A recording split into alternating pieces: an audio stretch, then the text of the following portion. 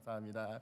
오늘 우리가 나눌 하나님의 말씀은 사무엘하 22장 1절부터 16절까지의 말씀입니다. 사무엘하 22장 1절부터 16절까지의 말씀이고요. 제가 가진 성경은 구약성경 501쪽에 있습니다.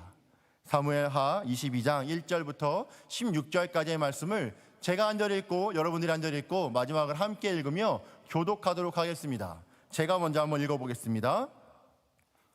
여호와께서 다윗을 모든 원수의 손과 사울의 손에서 구원하신 그날에 다윗이 이 노래의 말씀으로 여호와께 아뢰어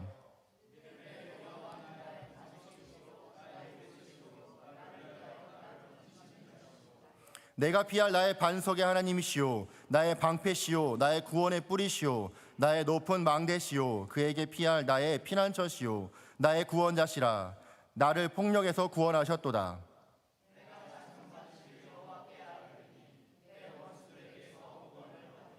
사망의 물결이 나를 애우고 불의의 창수가 나를 두렵게 하였으며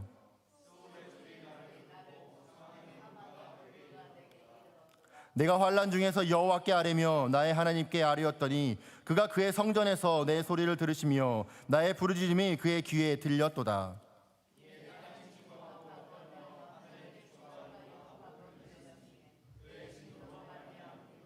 그의 코에서 연기가 오르고 입에서 불이 나와 사름이여 그 불에 숯이 피었도다.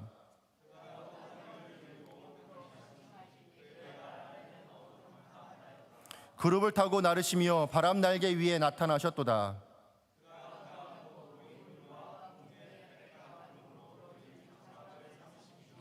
그 앞에 있는 광채로 말미암아 숯불이 피었도다.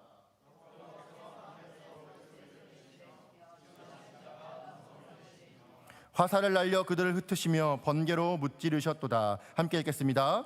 이럴 때에 여호와의 꾸지람과 콧김으로 말미암아 물밑이 드러나고 세상의 기초가 나타났도다. 아멘.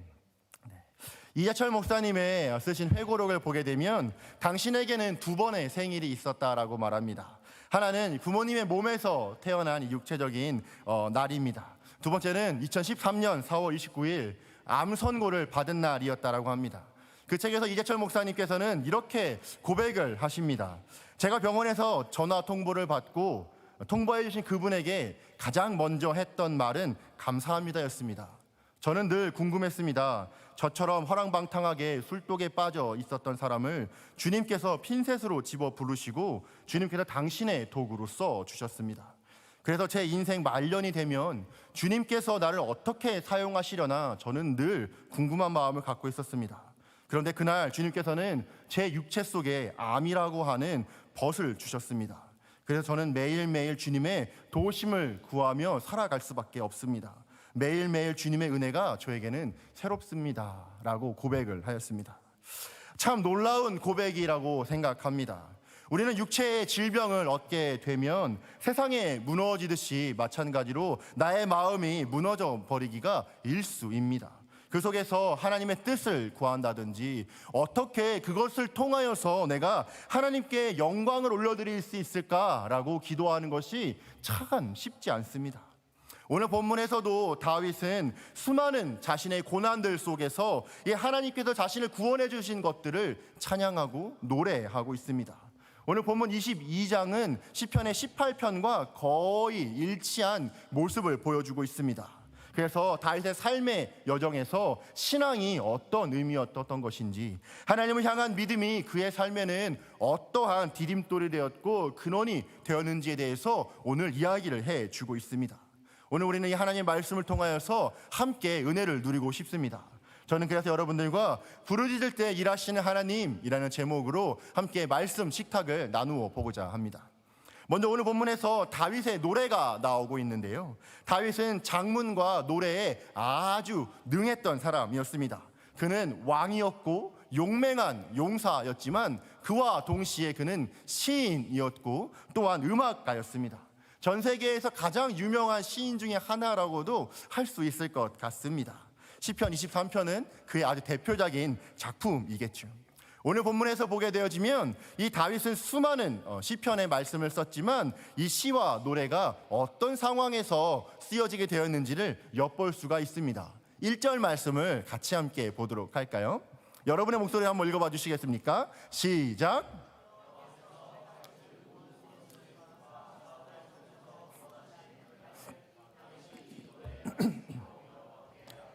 아멘. 여러분 혹시 최근에 기쁨을 경험했었던 적이 언제였습니까? 자기도 모르게 웃음이 피어나왔던 적이 혹시 근래에 있으셨습니까? 엄청나게 힘든 일을 겪게 되었는데 잘 해결되어서 기쁘셨던 적은 또 없으셨는지 궁금합니다. 다윗도 그런 기쁨을 누렸었던 것 같습니다. 언제요? 바로 지금 이 순간이요. 하나님께서 모든 원수의 손에서 자신을 구원해준 그 기쁜 소식으로 인하여서 다윗은 하나님을 찬양하기 시작했습니다. 오늘 본문에서는 모든 원수와 사울의 손에서라고 기록을 하고 있는데요, 이 손이라고 하는 말은 히브리어로 카프라고 하는 단어입니다. 이 말은 엄밀히 말하자면 손이라는 말보다는 이 손바닥 또는 발바닥이라는 의미를 가지고 있습니다. 그런 점에서 이 붙잡고 있었던 이 소나기에서 하나님께서 구원해 줬다는 말이 더 적절한 이해입니다. 따라서 옴짝달싹 못하게 내 목을 이 손바닥이 움켜쥐고 있었는데 하나님께서 이 움켜쥐고 있던 손바닥에서 나를 구원해 내셨다라는 것을 찬양하고 있는 것이지요. 풍파로부터 모든 일들로부터 주님께서 나를 보호해 주셨다라고 이야기를 합니다. 2절과 3절에 보게 되어지면 이런 하나님이 나에게 어떤 하나님이셨는지를 이야기를 하고 있는데요, 굉장히 많은 표현들로 말을 하고 있습니다. 내 바위, 내 산성, 나를 건지시는 분, 내 힘, 내 방패, 내 구원의 뿔, 내 피난처, 내 구원자, 난폭한 자에게서 나를 구원하여 주시는 분, 이런 많은 다양한 표현들로 하나님을 찬양하고 있습니다. 이런 다윗을 보면 아니 어쩜 이렇게 말을 맛있게 할 수가 있을까라는 생각이 들기도 하고, 아니, 나에게도 이런 은사가 있으면 참으로 좋겠다라는 바람이 생기기도 합니다. 다윗은 이렇게 다양하고 풍성하게 하나님을 찬양할 수 있었던 이유, 그리고 이렇게 고백을 할 수 있었던 이유는 그의 인생을 파란만장한 삶의 여건 속에서, 상황과 많은 사건들 속에서 체험했었던 이 하나님의 도우심, 그리고 그분의 구원의 은혜를 잊지 않고 기억하고 있었기 때문입니다. 그래서 그때마다 자신이 경험했던 하나님을 노래하며 비유하며 주님 앞에 나아갔었던 것이지요. 그래 하나님의 도우심과 은혜를 체험하면서 자신과 하나님 사이에 있었던 관계를 더욱더 돈독하게 인식하고 그분 앞에 주님께 나아가며 노래하고 있었던 것입니다. 오늘을 살아서 내가 있는 것도 하나님께서 나에게 역사하셨기 때문이구나, 그분이 나의 하나님이셨구나, 그래서 내가 이렇게 오늘 주님 앞에 나아갈 수가 있는 것이구나 라며 늘 그의 삶을 하나님으로 채워가고 있었던 것입니다. 이 고백이 다윗으로 하여금 감사하며 찬양할 수 있는 이유가 되었던 것입니다. 옛날 이야기이긴 한데요, 제가 아내와 만난 지 얼마 되지 않았을 때입니다. 연애를 할 때이죠. 그때 이 크리스찬의 청년과 데이트, 결혼에 관련된 책을 읽고 있었습니다. 이제 여러분들 알게 되시겠죠? 저는 연애를 책으로 배웠어요 라는 그런 타입의 사람입니다. 거기에 이렇게 적혀 있더라고요. 사랑해라는 100번의 말보다 다른 표현으로 10번을 해보아라 라는 표현이 있었어요. 그래서 저는 참 고심을 했습니다. 어떻게 하면 나의 사랑을 표현할 수 있을까? 그래서 참 많이 고심을 하다가 작고 이쁘고 책상에 올려놓을 수 있을 법한 이 작은 선인장 하나를 샀습니다. 아내는 그때 회사원이었었거든요. 그래서 아내가 이 선인장을 받고 굉장히 좋아했었던 기억이 있습니다. 물론 그 선인장이 오래 살았는지 금방 시들어 버렸는지는 별개의 문제이긴 합니다. 그런데요, 문득 이런 생각이 들게 되었습니다.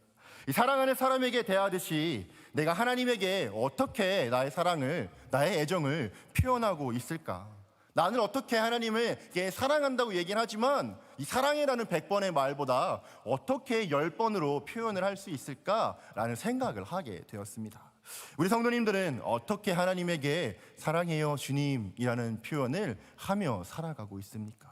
다윗은 그의 마음을 다해서, 온 힘과 전심을 다해서, 그의 생명을 다해서 하나님에 대한 사랑을 노래하고 시를 쓰며 그분 앞에 나아가 찬양하는 모습을 우리는 오늘 보고 있습니다.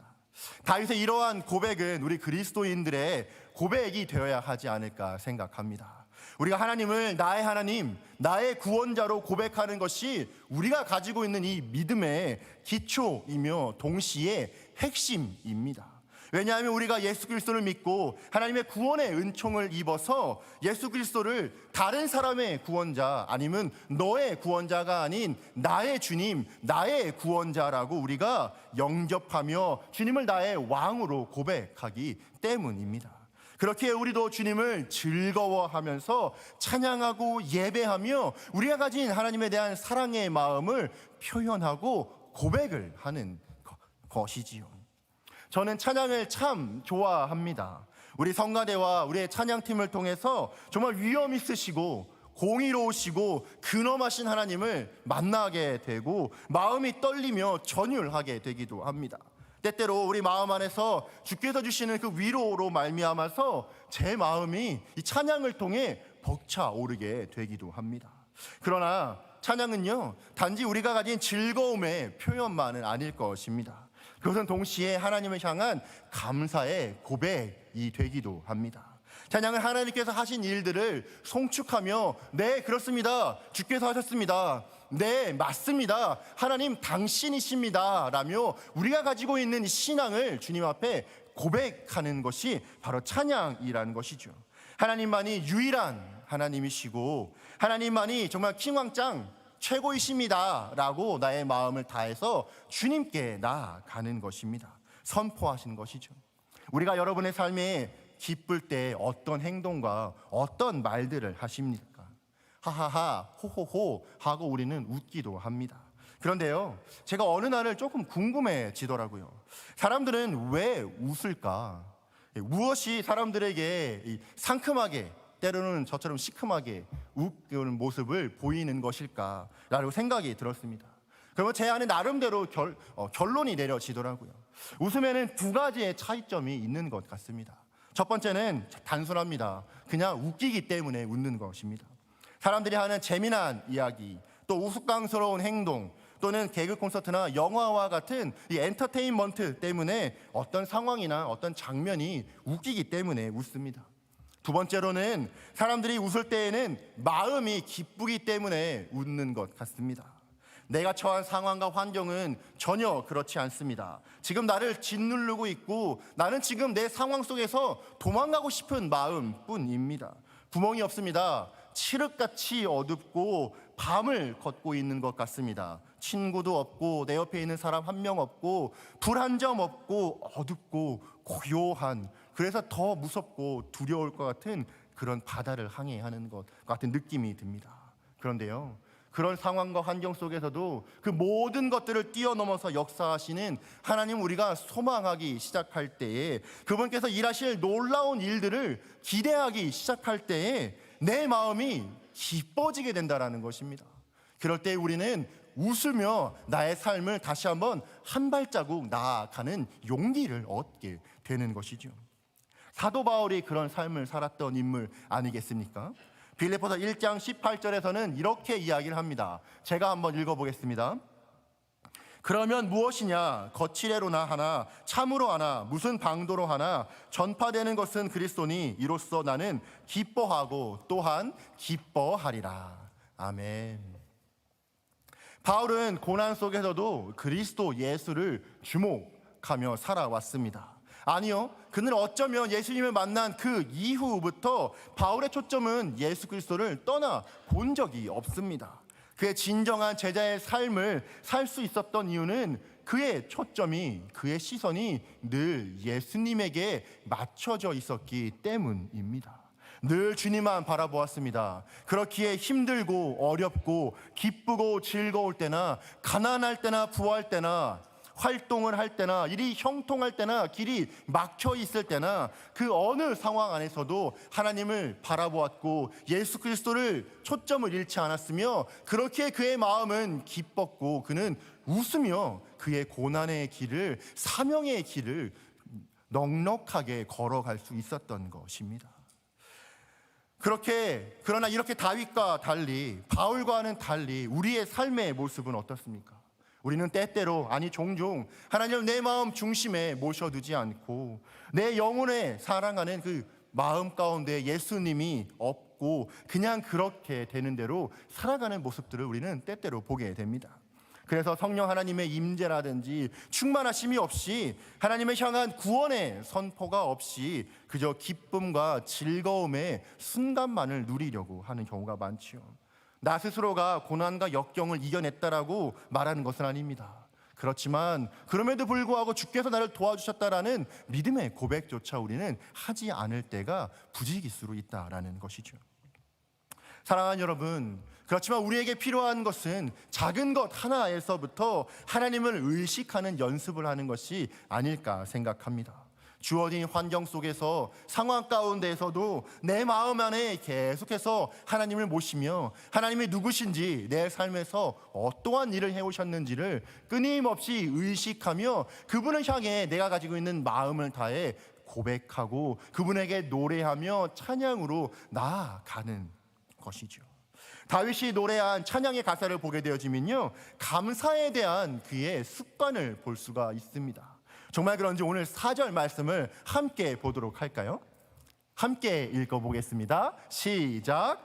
내가 찬송받으실 여호와께 아뢰리니 내 원수들에게서 구원을 받으리로다. 아멘.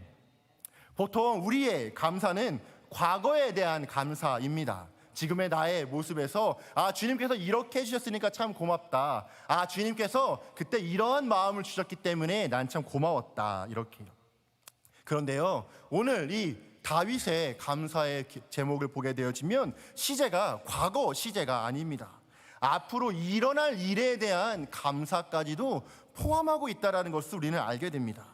다윗은 감사할 때 그저 과거에 하셨던 하나님만의 얽매여서 그것만을 감사한 것이 아니라 앞으로도 미래에도 하나님께서 나에게 어떻게 인도하여 주실 것을 믿음으로 선포하며 감사하는 삶의 모습을 그는 가지고 있었다는 것을 우리는 알게 됩니다. 그렇다면 어떻게 그렇게 감사할 수 있었을까요? 미래에 대한 확신 가운데 기쁨으로 미리 하나님의 하실 일들을 찬양할 수가 있었던 것일까요? 그것은 하나님께서 과거나 지금이나 앞으로나 동일하시며 미래에도 변함이 없으신 분이라는 것을 다윗은 이미 알았기 때문이지 않을까 생각합니다. 야고보서 역시도 이것을 너무도 명확하게 확증하며 우리에게 이야기를 합니다. 야고보서 1장 17절입니다. 온갖 좋은 은사와 온전한 선물이 다 위로부터 빛들로 아들로부터 내려오나니 그는 변함도 없으시고 회전하는 그림자도 없으시니라. 아멘.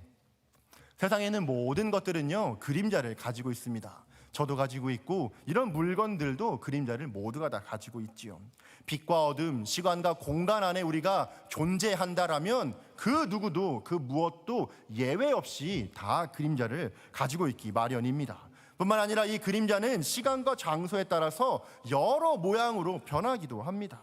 이런 의미에서 회전하는 그림자도 없으시다라는 말의 의미는 빛과 어둠, 시간과 공간으로부터 완벽하게 초월하여서 하나님은 변함없이시다라는 것을 의미하고 있는 것입니다. 하나님은 이 세상 가운데 들어와 계시지만 또한 동시에 이 세상으로부터 완벽하게 초월하셔서 창조주로서, 하나님으로서, 여호와로서 우리에게 말씀하여 주시고 다스리시며 우리가 걸어가야 할 길을 안내해 주시는 분이 우리 주님이시다라는 것이죠. 이것은 모든 것이 변한다 할지라도 우리 주 여호와 하나님께서 그리스도인들에게 베푸시는 은사와 선물, 구원은 변함이 없다라는 것을 확증하며 우리에게 말씀을 주시는 것입니다. 세상은 변합니다. 나도 변합니다. 여러분들도 변합니다. 하지만 하나님은 변함이 없으십니다. 신실하십니다. 하나님만이 창조주이시며 그분만이 온 세상과 온 만물과 초월해 계시며 하나님만이 우리를 다스리시기에 합당하신 여호와이십니다. 그야말로 우리가 믿고 의지하기에 변함없으신 분이 우리 주님이시죠. 그 주님이 과거도 지금도 앞으로도 변함없으시다라는 것을 다윗은 노래했고 또한 야고보 사도도 알고 있었던 것입니다. 그렇기에 오늘 본문의 다윗은 미래에 대한 감사까지도 확고하게 주님 앞에 나아가지고 갈 수 있었던 것이죠. 사랑하는 우리 성도님들, 사실 그리스도인답게 사는 것, 예수님을 믿는 하나님의 자녀답게 사는 것은 정말 쉽지 않습니다. 그러나 우리가 생각을 조금만 바꾸면, 우리가 살아가는 관점을 조금만 수정한다면 보다 쉬워지게 될 것입니다. 현재 내가 마주한 현실에서 미래를 보는 것이 아니라 미래에서 내가 다다른 그 끝에서 지금을 바라보며 감사하는 삶을 살아가는 것이지요. 그렇게 된다면 우리의 삶은, 우리의 믿음은 달라질 수밖에 없을 것입니다.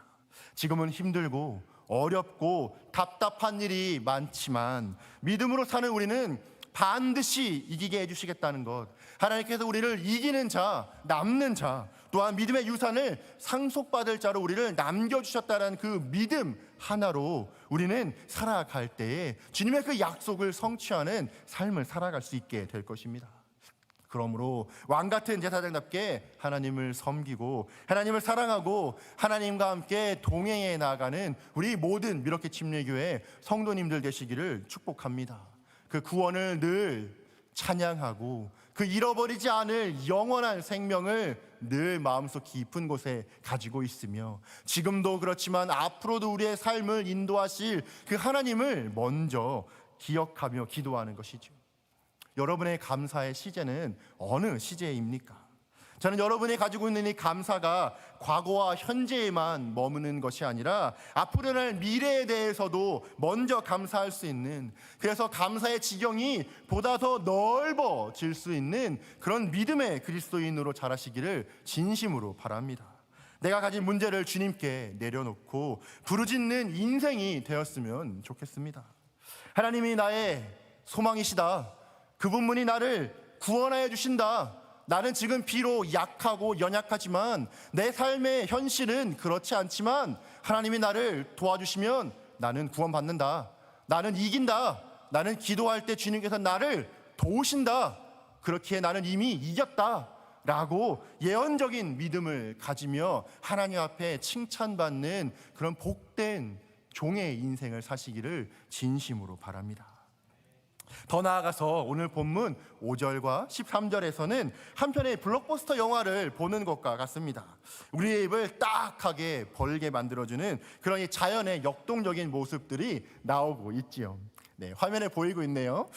한번 읽어볼까요? 우리 5절부터 7절까지의 말씀을 같이 함께 읽어보도록 하겠습니다. 시작!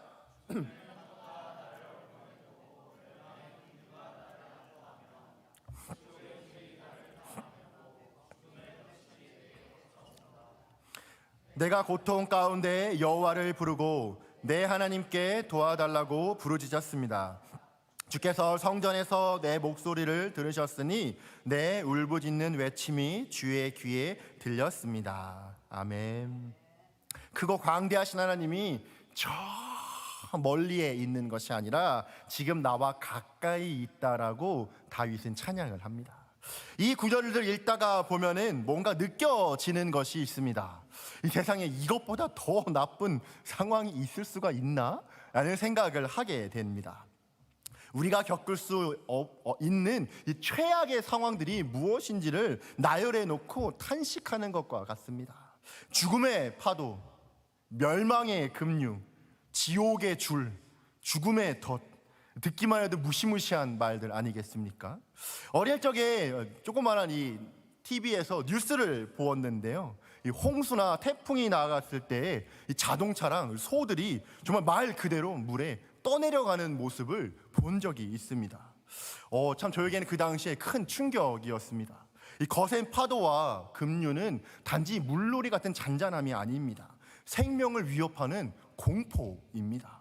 또 덫에 걸린 동물들이 발버둥 치고 더 애쓸수록 그 덫 때문에 다리가 점점점 더 상하해지는 것과 같이 죽음의 덫이라는 것은 우리에게서 소망과 희망을 더욱더 철저하게 빼앗아가는 올무와도 같습니다. 이런 상황들이 때로는 우리가 겪고 있고 느끼는 상황과 흡사하다라고 생각하지 않으십니까? 우리는 가정의 문제, 또한 직장의 문제, 또 나를 둘러싼 여러 문제들 때문에 압박받습니다. 이 폭풍 전야와도 같이 힘겹게 막아두었던 부담감을 느끼고, 그것이 언제 터질지 모르겠다라는 압박감을 느끼며 시시때때로 느껴지는 공포가 우리를 더욱더 옥죄어 오는 것들을 우리는 경험하며 살아갑니다. 또 우리 주변 사람들과의 관계 때문에 고통받는 성도님들도 우리 가운데는 있을지도 모르겠습니다. 아름다운 아침을 맞이하기가 참으로 힘에 부치죠.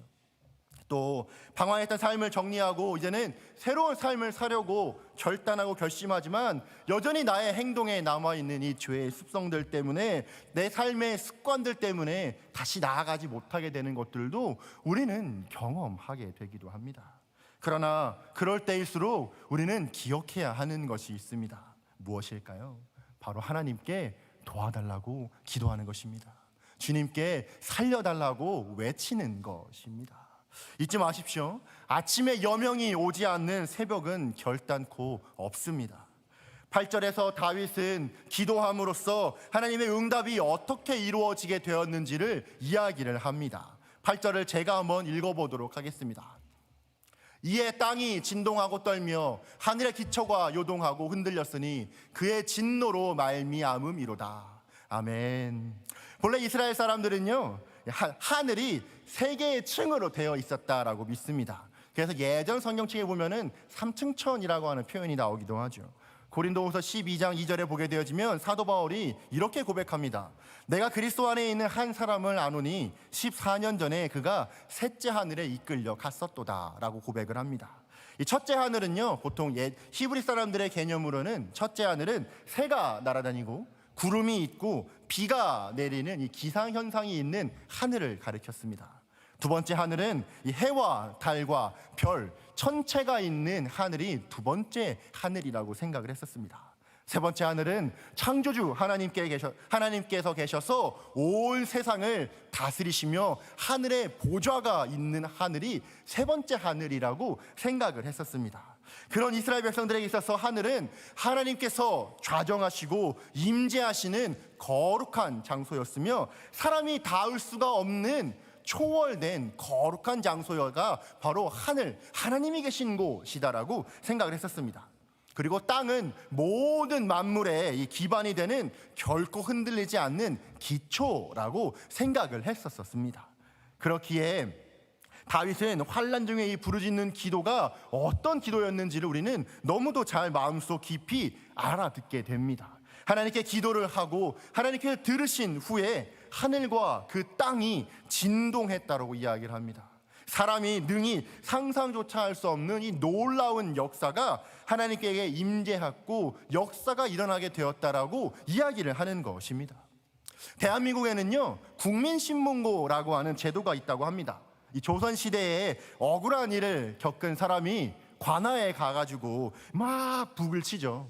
그러면 자신 관아에 있는 이 병사들이 나와서 그를 데리고 가서 사또에게 데리고 갑니다. 그리고 자신이 처한 억울함을 이야기를 하고 때때로 임금님이 직접 그 억울한 이야기를 들어서 해결하려고 하는 것이 바로 신문고이죠.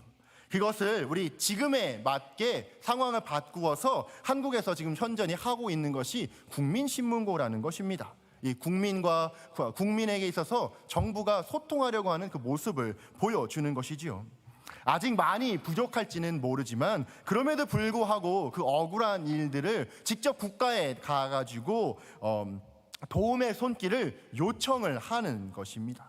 오늘 본문에서도 우리가 억울한 일을 당할 때마다 또한 어려운 상황을 겪게 될 때마다 우리가 찾아갈 수 있는 특별한 신문고, 우리가 북을 칠 수 있는 이 신문고가 있다고 이야기를 합니다. 바로 무엇입니까? 바로 누구입니까? 하늘에 계신 하나님이라고 이야기를 합니다. 땅에 기초를 놓으신 하나님이 우리가 어려움 겪을 때 찾아갈 수 있는 신문고라고 이야기를 하는 것이죠. 하늘과 땅이 흔들리는 것은 사람으로서는 있을 수 없는 일입니다. 그런데요, 오늘 성경을 보면 우리가 부르짖고 주님 앞에 나아가고 기도하기 시작할 때에 이러한 일이 있게 된다라고 이야기를 합니다. 오늘 보면 10절에서 하나님께서 강림하신다라고 이야기를 하는데요, 이 말은 하나님께서 직접 행동하시기 위해서 하늘에 있는 하늘에서 우리가 살고 있는 이 땅 가운데로 주님께서 내려오신다라는 것을 이야기를 합니다.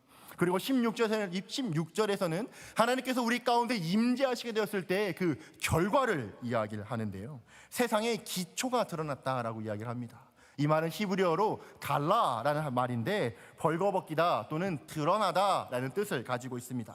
즉 하나님께서 임재하실 때, 하나님이 우리 땅 가운데 내려오실 때 그 어느 것도 주님 앞에 감추인 것이 없고 그 무엇도 능히 설 수가 없으며 그 위험 앞에 모든 것들이 굴복하고 무릎을 꿇을 수밖에 없다라는 의미인 것입니다. 얼마나 장엄합니까? 얼마나 위대한 일입니까? 그런데요, 이 일들이 우리가 기도하기 시작할 때, 하나님께 나아가 하나님께 북을 치기 시작할 때 일어나게 될 것이다라고 이야기를 합니다. 우리의 기도를 통해서 놀라운 사건이 일어났던 것들을 우리는 또한 성경을 통해 볼 수가 있습니다.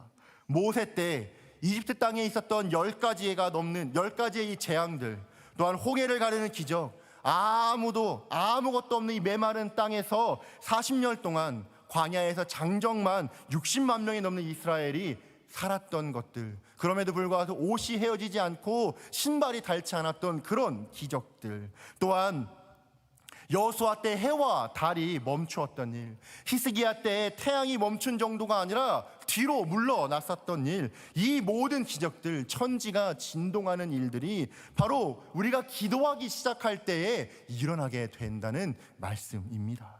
경이롭습니다. 우리가 기도하기 시작할 때 하나님께서는 그것을 그냥 버려두지 않으시고 우리의 기도를 다 들으시며 하나님의 뜻에 합당한 것이다라면 분명 우리의 삶 가운데에 응답하여 주시기 시작합니다. 사랑하는 우리 성도님들, 우리는 찬란하게 차오르는 이 여명의 신문고를 함께 주님 앞에 나아가 울려보지 않으시겠습니까?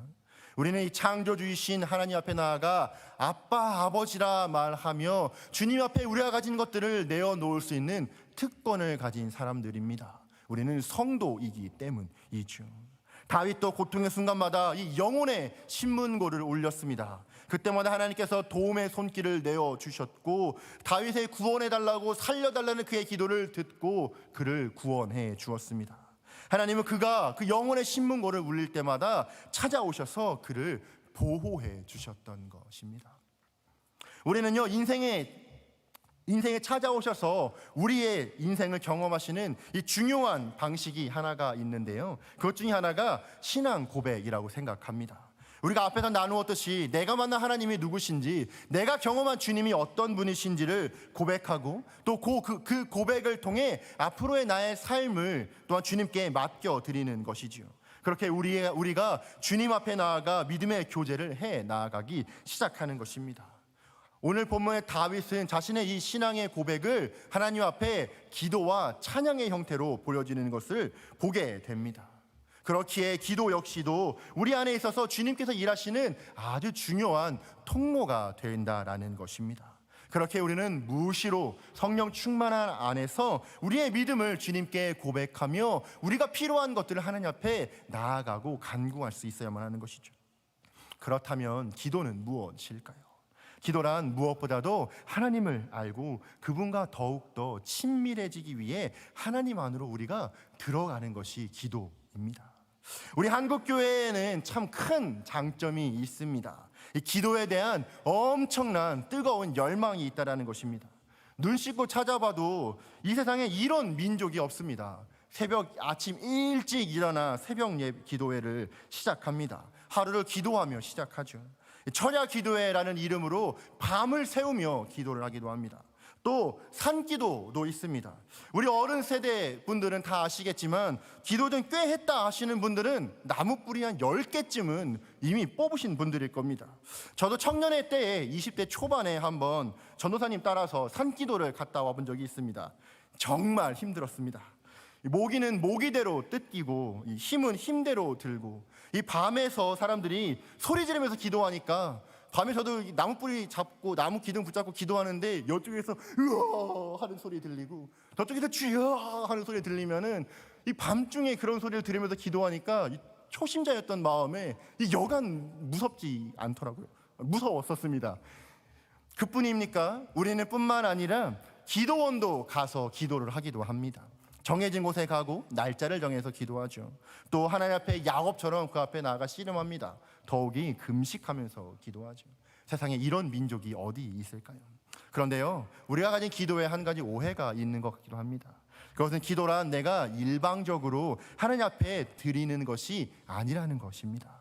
우리는 기도에 너무도 열성인 나머지 내 마음만, 내 감정만, 내 상황만, 내 생각만 하나님 앞에 올려드린다라는 것입니다. 주께서 열심히 이제 나의 기도를 들으시고 우리 성복이가 그랬구나 라고 이제 내가 말을 할게 라고 말하려고 하시는데, 주님 안녕히 계세요 하고 돗자리만 붙잡고 다시 우리의 삶의 자리로 돌아가는 것이 어쩌면 우리가 가지고 있는 기도의 모습이지 않을까 싶기도 합니다. 그러면은 주님께서 얼마나 당황스러우실까요? 이제 응답하려고 하고 이제 말씀 드리려고 하는데 성보가 어디 가니? 벌써 가니? 라면서 당황해 하실지도 모르겠습니다. 기도를 통해서 내 안에 있는 것들을 주님께 전부 다 내어놓는 것은 기도가 맞습니다. 기도의 일부이죠. 하지만 전부는 아닙니다. 쏟아냈다면, 우리의 마음에 있는 것들을 비워냈다면 이제 하나님의 말씀으로, 하나님의 마음으로, 하나님의 언약으로 내 빈 마음을 채워 넣으며 하나님의 성령으로 이제는 내가 주님 앞에 충만함을 기다리며 간구하며 그 자리에 머물러 수 있는 시간도 필요하다라는 것입니다. 그렇기에 두 번째로 기도는 하나님과 함께함이라는 것입니다.